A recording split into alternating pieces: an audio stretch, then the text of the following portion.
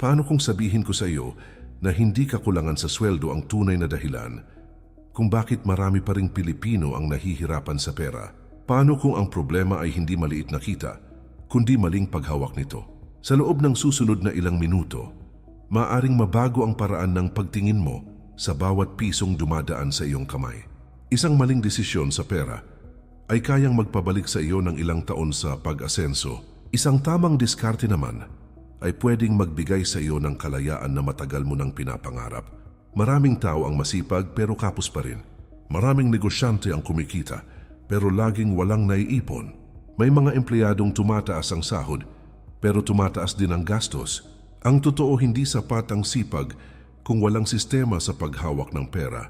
Ang tunay na laban ay hindi sa pagtaas ng kita, kundi sa kung paano mo pinapagalaw ang bawat sentimo na pumapasok sa iyong buhay.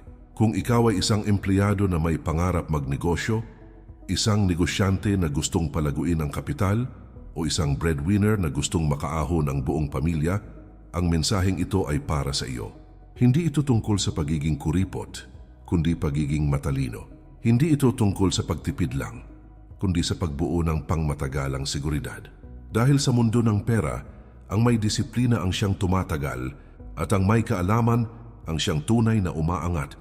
Bago tayo magsimula, iniimbitahan kita na mag-subscribe sa ating channel para lagi kang updated sa mga bagong videos na aking gagawin. Paki-like na din ito at share sa iyong mga kaibigan at tuklasin natin kung paano umasenso sa buhay. Ang simpleng aksyon na iyan ay malaking suporta upang maipagpatuloy natin ang pagbibigay ng makabuluhang kaalaman tungkol sa pera at pag-unlad. Sa bawat pag-subscribe at pag-share mo, mas marami tayong Pilipino na matutulungan na magkaroon ng tamang mindset sa pananalapi. Mas marami ang matutong umiwas sa utang na hindi kailangan. Mas marami ang magkakaroon ng pag-asa na posible ang financial freedom. Ngayong alam mo na hindi ito basta usapan tungkol sa pag-iipon. Handa ka na bang baguhin ang laro ng pera sa iyong buhay? Huwag mong hayaang ang pera ang kumontrol sa iyo habang ikaw ay patuloy lang na nagtatrabaho para rito. Panahon na upang ikaw ang magdikta kung saan pupunta ang iyong kita. Panahon na upang gawing sandata ang pera at hindi pabigat. Simulan natin ang paglalakbay tungo sa mas matalinong paghawak ng pera at mas matatag na kinabukasan. Tip number 1. Magkaroon ng malinaw na budget bago gumastos. Hindi nagsisimula ang pag-asenso sa pagtaas ng kita, kundi sa pagkakaroon ng malinaw na plano kung saan pupunta ang bawat piso na pinaghirapan mo. Maraming Pilipino ang naghihintay muna ng malaking sweldo bago mag-budget. Ngunit ang totoo ay mas lalong kailangan ng budget kapag limitado ang pera at maraming obligasyon. Ang budget ay hindi para higpitan ang sarili, kundi para bigyan ng malinaw na direksyon ang bawat perang pumapasok sa iyong buhay. Kapag walang plano, ang pera ay kusang nawawala sa maliliit, ngunit paulit-ulit na gastusin na hindi mo namamalayan. Kapag may malinaw na sistema, bawat sentimo ay may tungkulin at may malinaw na destinasyon. Simulan mo sa paglista ng lahat ng iyong buwanang gastusin, kahit gaano pa ito kaliit o kalaki. Isama mo ang renta o hulog sa bahay, kuryente, tubig, internet, pagkain, pamasahe, at maging ang mga subscription at online shopping. Maraming nagugulat kapag nakita nila kung gaano kalaki ang napupunta sa mga bagay na hindi naman talaga kailangan o hindi naman urgent. Kapag nakita mo sa papel o spreadsheet ang daloy ng pera mo, mas magiging malinaw kung saan ka dapat magbawas o mag-adjust. Ang pagharap sa totoong numero ay maaaring masakit sa simula, ngunit ito ang unang hakbang sa tunay na pagbabago. Mahalaga rin na paghiwalayin ang needs at wants upang hindi ka malito sa iyong mga prioridad. Ang needs ay mga bagay na kailangan para mabuhay at magpatuloy ang iyong pang-araw-araw na gawain at responsibilidad sa pamilya. Ang wants ay mga bagay na nagbibigay kasiyahan, ngunit hindi naman kritikal sa iyong kalagayan. Hindi masama ang gumastos para sa sarili bilang reward sa iyong pagsisikap, ngunit dapat alam mo kung kailan ito sobra na at nakakasira na sa budget. Ang disiplina sa pagpili kung ano ang uunahin ay naglalagay sa iyo sa posisyon ng kontrol at hindi bilang alipin ng iyong emosyon. Maglaan din ng porsyento para sa ipon bago pa man maglaan para sa luho o ekstra na gastusin. Ituring mong parang bayarin ang pag-iipon na hindi pwedeng laktawan kahit ano pa ang mangyari. Kahit maliit ang halaga sa simula, mas mahalaga ang consistency kaysa sa laki ng halaga na minsan lang mangyayari. Sa pagdaan ng panahon, ang maliit na ipon ay lalaki dahil sa ugali mong inuuna ito bago ang pansamantalang kasiyahan. Ang sikreto ng mga taong nakaipon ay hindi dahil malaki ang kita nila, kundi dahil may malinaw silang sistema at sinusunod nila ito. Kapag nasanay ka sa pag-budget, mapapansin mong nababawasan ang stress tuwing sweldo day dahil alam mo na agad ang gagawin. Hindi ka na mangangapa kung saan napunta ang pera dahil may malinaw kang record at plano. Mas magiging maingat ka sa bawat swipe ng card o pag-abot ng cash dahil alam mong may limitasyon ang bawat kategorya. Unti-unti mong mararamdaman ang kapayapaan dahil hindi ka na nabubuhay paycheck to paycheck. Tip number 2. Unahin ang emergency fund bago ang anumang investment. Maraming tao ang gustong agad pumasok sa negosyo o investment nang hindi muna pinoprotektahan ang sarili laban sa biglaang problema. Ang realidad ng buhay ay puno ng hindi inaasahang pangyayari tulad ng pagkawala ng trabaho, pagkakasakit o agarang gastusin sa pamilya. Kapag wala kang nakahandang pondo para rito, mapipilitan kang mangutang o magsanla ng ari-arian. Ang utang na bunga ng pangangailangan ay kadalasang may mataas na interes at mabigat dalhin. Mas matalinong magtayo muna ng matibay na pundasyon bago maghangad ng mas mataas na kita. Ang emergency fund ay perang hindi ginagalaw, maliban na lamang kung may tunay na pangangailangan. Hindi ito para sa sale sa mall o bigla ang lakad kasama ang barkada. Layunin itong magsilbing panangga kapag may sitwasyong hindi mo kontrolado. Ito ang magsasalba sa iyo mula sa panik at padalos-dalos na desisyon. Kapag may nakahandang reserba, mas kampante kang haharap sa anumang pagsubok. Mainam na mag-ipon ng halagang katumbas ng 3 hanggang 6 na buwan ng iyong kabuang gastusin. Kung ikaw ay breadwinner o may sariling negosyo, mas mabuting mas malaki pa rito ang ihanda mo. Hindi kailangang buuin agad ang target. Maari itong pag-ipunan ng paunti-unti bawat buwan. Ang mahalaga ay may malinaw kang layunin at tuloy-tuloy ang pagdagdag sa pondo. Ang consistent na paglalaan ng kahit maliit na halaga ay unti-unting bubuo ng malaking proteksyon. Ilagay ang halagang ito sa hiwalay na account upang hindi ito basta magalaw. Mas mabuti kung madaling ma-access kapag kailangan, ngunit hindi ganoon kadaling gastusin sa araw-araw. May mga bangko at digital platforms na nagbibigay ng mas maayos na interest para sa savings. Habang nakatabi ang pera, maaari pa itong kumita kahit paano. Mas mainam na handa kaysa umaasa lamang sa swerte. Kapag may sapat kang emergency fund, mas malinaw kang makakapag-isip tungkol sa pagnenegosyo o paglalagak ng kapital. Hindi ka agad matatakot sumubok dahil alam mong may sasalo sa iyo sakaling magkamali. Mas magiging matatag ang loob mo sa pagharap sa oportunidad. Ang seguridad ang nagbibigay ng lakas ng loob upang magpalago ng yaman. Ang taong may proteksyon ay mas may kakayahang bumuo ng mas malaking tagumpay. Tip number 3. Iwasan ang lifestyle inflation habang tumataas ang kita. Isa sa pinakamalaking dahilan kung bakit walang naiipon ang maraming profesional ay ang sabay na pagtaas ng gastusin kasabay ng pagtaas ng sahod. Kapag nadagdagan ang kita, madalas nadadagdagan din ang luho at mas gumagandang antas ng pamumuhay. Mula sa simpleng kainan sa karinderya ay biglang nagiging palaging dine-out sa mamahaling restaurant. Mula sa sapat na gamit ay nagiging sunod-sunod na upgrade ng gadget kahit maayos pa ang luma. Ang ganitong galaw ay tahimik, ngunit mabilis umubos ng perang dapat sana ay lumalago at nagbibigay ng mas malaking oportunidad sa hinaharap. Hindi masamang iangat ang kalidad ng pamumuhay kung ito ay pinagtrabahuhan mo. Ngunit dapat may malinaw na hangganan ang pagtaas ng standard upang hindi ka matukso sa walang katapusang paggastos. Hindi kailangang ipakita sa iba na kaya mo nang gumastos ng malaki para lamang makasabay sa uso. Ang tunay na sukatan ng progreso ay hindi nakikita sa social media kundi sa net worth at financial stability. Mas mahalaga ang tahimik na pagyaman kaysa maingay na paggastos na nakabase lamang sa papuri ng iba. Kapag tumanggap ka ng salary increase o lumaki ang kita sa negosyo, huwag agad galawin ang buong dagdag. Maaari mong itabi ang malaking porsyento nito para sa pagpapalago ng assets o pagpapalakas ng kapital. Sanayin ang sarili na manatili sa dating antas ng pamumuhay kahit nadagdagan ang pumapasok na pera sa iyong account. Ang pagitan ng iyong kinikita at ginagastos ang magtatakda ng bilis ng pag-unlad mo sa loob ng susunod na mga taon. Mas malaki ang agwat, mas mabilis ang pag-asenso at mas malawak ang mga oportunidad na pwede mong pasukin. Maraming individual ang napapahamak dahil sa pressure ng kapwa o kultura ng pakikipagsabayan na madalas makikita online. May bagong sasakyan ng kaopisina, kaya pakiramdam mo kailangan mo rin kahit hindi pa naman ito prioridad. May bagong negosyo ang kakilala, kaya nais mong sumabay kahit hindi sapat ang kaalaman at puhunan. Ang pagdedesisyon batay sa inggit o kompetisyon ay kadalasang nauuwi sa pagsisisi at dagdag na problema. Mas makabubuti ang paggalaw ayon sa sariling kakayahan, malinaw na layunin at maingat na pagsusuri. Ang kontrol sa pagtaas ng pamantayan ng pamumuhay ay nagbibigay ng malaking advantage sa hinaharap na hindi agad nakikita ng karamihan. Habang ang iba ay nag-uubos ng dagdag na kita, ikaw ay nagtatayo ng mas matibay na pundasyon ng yaman at seguridad.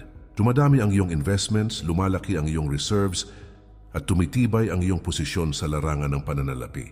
Darating ang panahon na maaari mong itaas ang kalidad ng buhay nang hindi naaapektuhan ng iyong katatagan. Ang taong marunong magpigil ngayon ang may kakayahang mamuhay ng mas maluwag at may tunay na kalayaan bukas. Tip number 4. Palaguin ang pera sa pamamagitan ng tamang paglalagak ng kapital. Hindi sapat na nakatabi lamang ang salapi sa isang account na halos walang tinutubong halaga. Habang ikaw ay nagsisikap araw-araw upang kumita, dapat may bahagi ng iyong kinikita na kumikilos din kahit ikaw ay nagpapahinga. Ang konsepto ng pagpapalago ng kapital ay nakatuon sa paglalagay nito sa mga instrumentong may kakayahang magbigay ng mas mataas na balik sa paglipas ng panahon. Kapag naiintindihan mo ang kapangyarihan ng compounding, mas mauunawaan mo kung bakit mahalaga ang maagang paglalagak at mahabang paghihintay. Ang oras ang pinakamalakas na kakampi ng isang taong may malinaw na direksyon at matatag na pananaw sa pananalapi. Maaaring magsimula sa pag-aaral ng stocks, mutual funds, bonds o real estate, depende sa iyong kakayahan, layunin at risk appetite. Hindi kailangang maging eksperto agad, ngunit mahalagang may sapat na kaalaman bago pumasok sa anumang oportunidad na may kinalaman sa kapital. Magbasa ng libro, makinig sa mga financial educators, at pag-aralan ng mga batayang prinsipyo ng merkado bago maglabas ng puhunan. Ang impormasyon ay nagsisilbing proteksyon laban sa maling galaw at padalos-dalos na desisyon. Ang edukadong mamumuhunan ay mas may kakayahang umiwas sa panluloko at sa mga pangakong walang malinaw na basehan. Iwasan ang mentalidad na mabilis ang kita na walang maayos na paliwanag kung paano ito nabubuo. Kapag may alok na sobrang ganda pakinggan, madalas may kaakibat itong mataas na panganib na hindi agad nakikita. Mas mabuting kumita ng dahan-dahan, ngunit tuloy-tuloy kaysa umasa sa isang malaking sugal na maaaring magdulot ng matinding pagkalugi. Ang pangmatagalang paglalagak ng kapital ay nakabatay sa disiplina, tamang pagsusuri at matibay na emosyonal na kontrol. Ang totoong yaman ay kadalasang nabubuo sa loob ng maraming taon ng maingat at konsistent na pagpili. Mahalaga ring pag-diversify ng iyong pinaglalagyan ng puhunan upang hindi nakaasa sa iisang direksyon lamang ang iyong paglago. Huwag ilagay ang buong halaga sa iisang uri ng asset kahit gaano pa ito ka-promising sa kasalukuyan. Kapag may isang sektor na bumaba ang performance, may iba pang maaring bumawi at magbigay ng balanse. Ang ganitong estratehiya ay tumutulong upang mabawasan ang posibilidad ng malaking pagkalugi at mapanatili ang katatagan. Ang balancing portfolio ay nagbibigay ng mas maayos na daloy ng paglago sa mahabang panahon, kahit may pagbabago sa merkado. Sa pagdaan ng mga taon, mapapansin mong ang maliit na halagang inilalagay mo buwan-buwan ay unti-unting lumalaki at nagkakaroon ng makabuluhang epekto. Ang epekto ng maagang paglalagak ay mas malinaw kapag binigyan mo ng sapat na panahon ang kapital upang magparami. Habang abala ang iba sa paghabol ng panandaliang kita, ikaw ay tahimik na nagpaparami ng iyong resources at pinapalakas ang iyong posisyon. Tip number 5. Paunlarin ang sarili upang mapataas ang halaga ng iyong kita. Ang pinakamahalagang asset na hawak mo ay hindi lupa, hindi sasakyan at hindi negosyo. Ikaw mismo ang pinakamalaking puhunan sa iyong pagunlad at sa iyong kakayahang kumita. Kapag tumataas ang iyong kakayahan, tumataas din ang posibilidad ng mas malaking oportunidad at mas mataas na kompensasyon.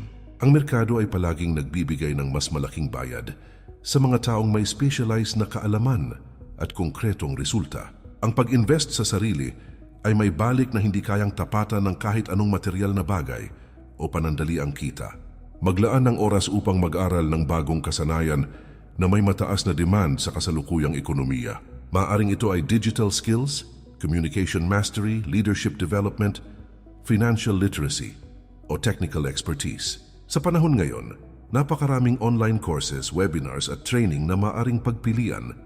Depende sa iyong layunin. Ang bawat bagong kaalaman ay maaaring maging daan sa mas mataas na posisyon, dagdag na responsibilidad o panibagong stream ng kita. Ang taong patuloy na natututo at nag-upgrade ng kakayanan ay mas nagiging mahalaga sa anumang organisasyon o industriya. Huwag makontento sa kasalukuyang antas kung alam mong may mas ibubuga ka pa at mas malayo ka pang mararating. Kung ikaw ay empleyado, humanap ng paraan upang maging solusyon sa mas malalaking problema sa loob ng kumpanya. Kung ikaw ay negosyante, pag-aralan kung paano mas mapapahusay ang marketing, operasyon at customer experience. Kapag mas malaki ang ambag mo, mas malaki ang kakayahan mong mag-demand ng mas magandang kita. Ang pagtaas ng halaga mo sa merkado ay nagbibigay sa iyo ng mas malawak na kapangyarihan sa pag-negotiate at pagpili ng oportunidad. Isaalang-alang din ang pagkuha ng mentorship mula sa mga taong nauna na at may napatunayan na sa larangang nais mong tahakin. Ang tamang gabay ay maaring magpaiksi ng mga taon ng pagkakamali at hindi kinakailangang pagkalugi. Ang pakikinig sa aktwal na karanasan ng iba ay nagbibigay ng praktikal na aral na hindi madalas ituro sa paaralan. Ang pakikisalamuha sa komunidad ng mga taong may parehong pangarap ay nakatutulong sa paghubog ng disiplina at pananagutan. Kapag napapalibutan ka ng mga taong mataas ang pamantayan, natural na tataas din ang antas ng pag-iisip at pagkilos mo. Kapag pinili mong paghusayan ang sarili, hindi lamang kita ang lumalago, kundi pati kumpiyansa at pananaw sa hinaharap. Nagiging mas malinaw ang direksyon mo dahil alam mong kaya mong humawak ng mas malalaking proyekto at responsibilidad. Ang mas mataas na income potential ay nagbubukas ng pinto sa mas malawak na pagkakataon sa pag-iipon, paglalagak at pagnenegosyo. Unti-unting nababago ang iyong financial trajectory habang tumitibay ang iyong kakayahan at reputasyon.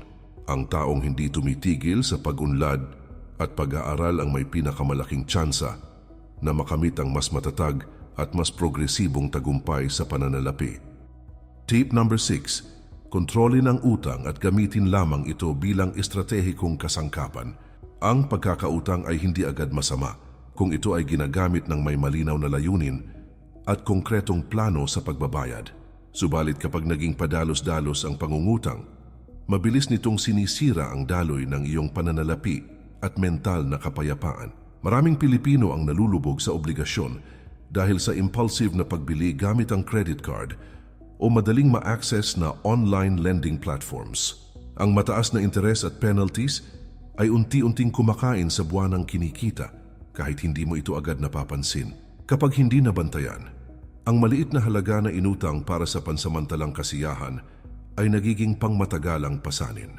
Mahalagang maintindihan ang kaibahan ng produktibong obligasyon at mapanirang pagkakautang. Ang produktibong obligasyon ay karaniwang nakalaan para sa bagay na may potensyal magbigay ng mas malaking kita o pagpapalawak ng kakayahan. Halimbawa nito ang kapital para sa pagpapalago ng negosyo o sertipikasyon na magpapataas ng professional value. Samantalang ang mapanirang pagkakautang ay kadalasang ginagamit para sa luho, gadgets o travel na hindi naman prioridad. Ang ganitong uri ng pananagutan ay walang naidudulot na pangmatagalang benepisyo sa iyong financial position. Bago manghiram, tanungin ang sarili kung kaya mo itong bayaran kahit bumaba ang income o magkaroon ng hindi inaasahang gastusin. Isaalang-alang ang worst case scenario upang hindi ka mabigla kung magkaroon ng pagbabago sa sitwasyon. Magkaroon ng malinaw na schedule ng pagbabayad at ituring itong pangunahing responsibilidad bawat buwan. Iwasan ang pagbabayad ng minimum lamang kung revolving credit ang ginagamit dahil mas tumatagal at lumalaki ang interes. Mas mabuting tapusin agad ang obligasyon upang mapigilan ang patuloy na pagtaas ng kabuuang halaga na dapat bayaran. Kung kasalukuyan kang may maraming pagkakautang, gumawa ng konkretong plano para isa-isang mabawasan ang mga ito ng sistematiko. Maaring unahin ang may pinakamataas na interes upang mabawasan ang mabilis na paglobo ng balanse. Kapag natapos ang isang obligasyon, ilaan ang dating binabayad doon sa susunod na target upang mas mapabilis ang proseso. Ang bawat nababawas na utang ay nagdadagdag ng espasyo sa iyong buwanang cash flow at nagbibigay ng mas maluwag na paghinga.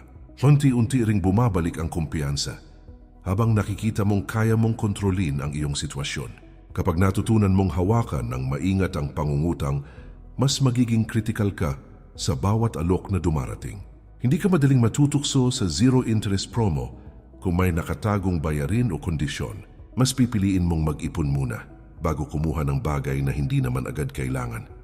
Ang ganitong pag-iisip ay nagdudulot ng mas malaking kalayaan at mas malinaw na direksyon sa iyong pananalapi. Ang taong marunong gumamit ng utang bilang kasangkapan at hindi bilang sandalan ng tunay na may kontrol sa kanyang kinabukasan. Tip number 7.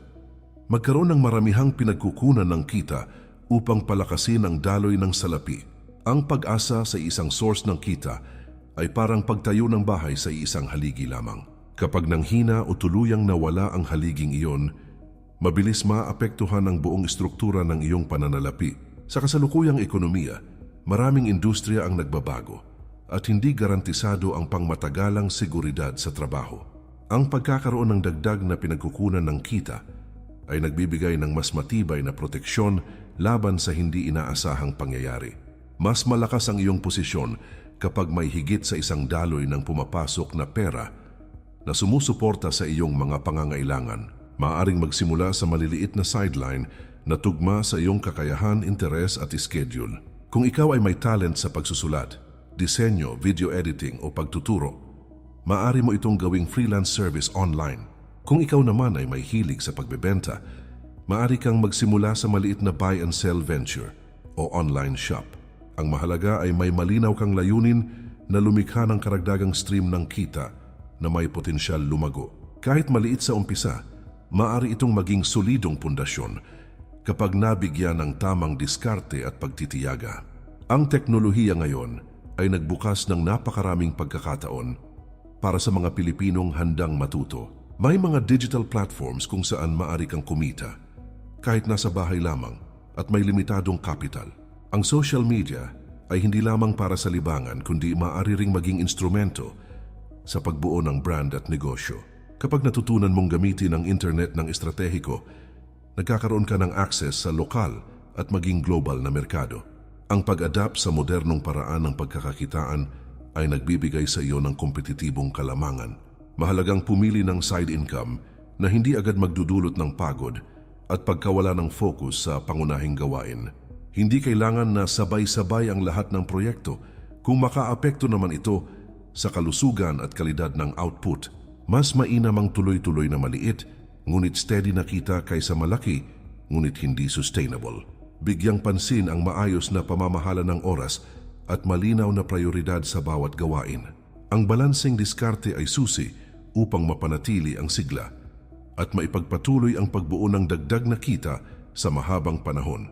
Habang dumarami ang iyong pinagkukunan ng pera, mas nagiging matatag ang iyong kabuang cash flow. Hindi ka agad natitinag kapag may pagbawas sa pangunahing trabaho o pansamantalang paghina ng negosyo. Mas mabilis ka ring makakapagtabi ng pondo para sa paglalagak at iba pang pagkakataon na maaring magpalago ng yaman. Lumalaki ang iyong kakayahan na samantalahin ang mas malalaking oportunidad dahil may sapat kang reserbang pondo. Ang taong may diversified na income streams ay mas handa sa anumang pagbabago at mas may kontrol sa direksyon ng kanyang kinabukasan. Tip number 8. Bumuo ng malinaw na pangmatagalang layunin sa pananalapi at sundin. Ito ng may disiplina. Maraming tao ang kumikita, ngunit hindi alam kung saan talaga nila gustong makarating pagdating sa pera. Kapag walang malinaw na destinasyon, madaling matangay ng tukso at pansamantalang kasiyahan na walang pangmatagalang epekto. Ang malinaw na layunin ang nagsisilbing gabay sa bawat desisyong may kinalaman sa iyong kinabukasan. Ito ang magdidikta kung kailan ka dapat maglaan ng pondo, magpalawak ng pagkakakitaan o maghinay-hinay sa paggastos. Kung alam mo ang direksyon mo, mas nagiging makabuluhan at may saysay ang bawat hakbang na iyong ginagawa. Magsimula sa pagtakda ng specific at nasusukat na target na tumutugma sa iyong mga pangarap. Maaring ito ay pagkakaroon ng sariling bahay, retirement fund na sapat para sa komportabling pamumuhay, edukasyon ng mga anak o maagang pagretiro.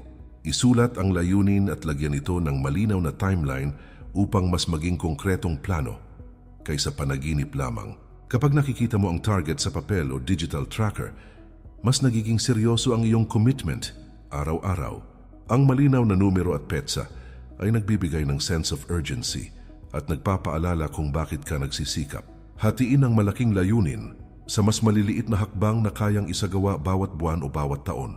Ang ganitong paraan ay nakatutulong upang hindi ka ma-overwhelm sa laki ng target at maiwasan ang panghihina ng loob. Sa bawat maliit na milestone na naaabot mo, tumitibay ang iyong kumpiyansa at disiplina. Unti-unti mong nakikita ang progreso na dati ay tila napakalayo at halos imposible. Ang tuloy-tuloy na pagsunod sa maliliit na hakbang ang bumubuo ng malaking resulta sa paglipas ng mahabang panahon. Mahalaga ring i-review ang iyong plano paminsan-minsan upang masigurong naayon pa rin ito sa iyong kasalukuyang sitwasyon at layunin. Maaaring may pagbabago sa kita, responsibilidad sa pamilya, o bagong oportunidad na kailangang isaalang-alang. Ang pag-adjust ay hindi kahinaan, kundi tanda ng pagiging responsableng tagapamahala ng sariling pananalapi. Kapag may malinaw kang sistema sa pag-monitor ng progreso, mas madali mong matutukoy kung kailangan mong bilisan o ayusin ang iyong diskarte. Ang taong may sinusundang blueprint ay mas may direksyon kumpara sa taong umaasa lamang sa swerte. Kapag malinaw ang iyong pangmatagalang plano, mas nagiging disiplinado ka sa pang-araw-araw na desisyon kahit walang nakakakita. Mas madali mong napipigilan ang impulsive na pagbili dahil alam mong may mas mahalagang pinaglalaanan ang iyong resources. Mas nagiging motivated ka maghanap ng bagong oportunidad at pagbutihin ang iyong kakayahan upang mapabilis ang pag-abot sa target. Ang bawat sakripisyo ngayon ay may malinaw na kapalit na seguridad at kalayaan sa hinaharap. Ang taong may malinaw na direksyon at matibay na commitment sa kanyang layunin ang may pinakamalaking tsansa na makamit ang tunay na financial freedom. Hindi sapat ang inspirasyon kung wala namang konkretong aksyon na susunod. Ang pagitan ng pangarap at tagumpay ay disiplina na ginagawa kahit walang nakakakita. Isipin mo ang sarili mo makalipas ang 5 taon. Kung ipapatupad mo ang 8 prinsipyong ito ng walang palya, maaring mas maaga kang makabayad ng mga obligasyon at mas makapag-ipon ng kapital. Maaring magkaroon ka ng mas malawak na oportunidad dahil mas matibay ang iyong pundasyon. Maaring ikaw ang maging inspirasyon sa pamilya at mga kaibigan pagdating sa tamang paghawak ng pera.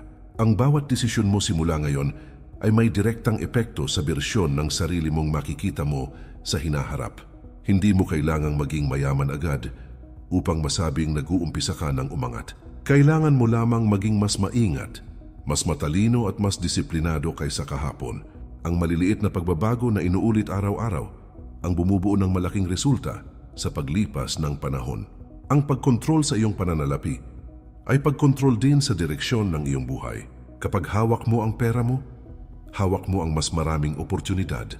Huwag mong hayaang matapos ito bilang isang video lang na iyong napanood. Gawin mo itong turning point sa paraan ng pag-iisip mo tungkol sa kita, paggastos at pagpapalago ng yaman. Simulan mo ngayon sa pag-review ng iyong mga galaw at pag-set ng malinaw na hakbang para sa susunod na buwan. Hindi mahalaga kung gaano kaliit ang umpisa, basta tuloy-tuloy ang pag-usad.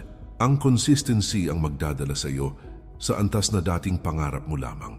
Muli kaibigan, iniimbitahan kita na mag-subscribe sa ating channel para lagi kang updated sa mga bagong videos na aking gagawin. Paki-like na din ito at share sa iyong mga kaibigan at tuklasin natin kung paano umasenso sa buhay. Ang iyong suporta ay tumutulong upang mas marami pang Pilipino ang matuto ng tamang prinsipyo sa pananalapi. Kapag sama-sama tayong nagbabago ng mindset tungkol sa pera, mas malakas ang epekto nito sa ating komunidad. Patuloy tayong mag-aral, magdisiplina, at magpalago ng yaman ng may integridad. Tandaan mo, ang kinabukasan na gusto mo ay nagsisimula sa desisyong gagawin mo ngayon.